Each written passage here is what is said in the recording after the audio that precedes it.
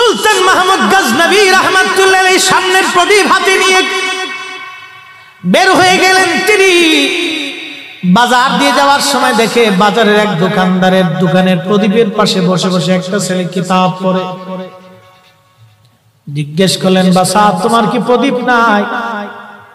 বলে, কে গো আপনি? আমি এতিম মানুষ, মাদ্রাসায় পড়ি, প্রদীপ কেনার মতো পয়সা আমার নাই।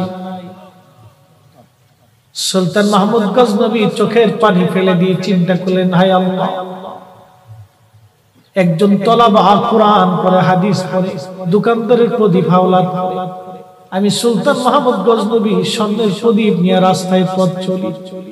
মাহশরের কঠিন দিনে যদি নবীজি জিজ্ঞেস করে, সুলতান মাহমুদ গজনবী আমার একজন তলাবা হাদিস পড়েছিল, অন্যের প্রদীপের আলো হাওলাত করে, তুমি মাহমুদ গজনবী পথ চলেছ স্বর্ণের প্রদীপ দিয়ে। ও সুলতান মাহমুদ গজনবী, সেই দিন কেন আমার একজন তলাবা, আমার একজন তলবে ইলম অন্যের প্রদীপ হাওলাত করে হাদিস কেন পড়েছিল রে, বলে দিয়ে যাও। আমার নবী যদি জিজ্ঞেস করে রে, আমি সুলতান কিভাবে সেই দিন জবাব দেব নবীর দরবারে? একজন বাদশার কলিজার ভিতরে কতটুকু আল্লাহর নবীর প্রতি দরদ এবং ভয়, যে আমি মাহশরের মাঠে নবীর দরবারে কি জবাব দিব, নবীর কদমে কি জবাব দিব? এরা রাসূলকে এইভাবে ভালোবাসে, কি জবাব দিব? নবীর কদমে কি জবাব দিব? এরা রাসূলকে এইভাবে ভালোবাসে, এইভাবে তারা ভয় করছে। আর আজকে আমরা নবীর বেলায় গেলে জিরো টলারেন্স নীতি অবলম্বন করে। সুলতান মাহমুদ গজনবী স্বর্ণের প্রদীপখানা ছেলেটার হাতে দিয়ে বলল, বাছা এই স্বর্ণের প্রদীপটা তোমাকে দিয়ে দিলাম, কালকে থেকে স্বর্ণের প্রদীপে তুমি কিতাব পড়বা বাবা।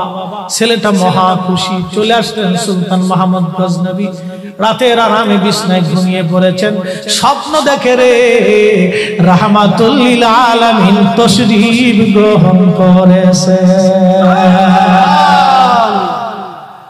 আমার নবী স্বপ্নে এসে বলে, রে সুলতান মাহমুদ গজনবী,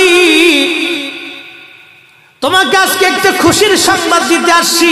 সুলতান বলে, ইয়া নবী আল্লাহি, এই অধমের ঘরে আপনি আসছেন গো নবীজি? বলে, সুলতান আজকে তুমি আমার একজন তলাবাকে স্বর্ণের প্রদীপ দিয়ে সম্মান দিয়েছ। সুলতান মাহমুদ গজনবী, আমি নবী এসে দোয়া করে গেলাম, দুনিয়াতেও অপমান হবে না, কবরেও অপমান হবে না, হাসরেও অপমান হবে না। একবার জোরে বলা যাবে কি ইয়া রাসূলুল্লাহ?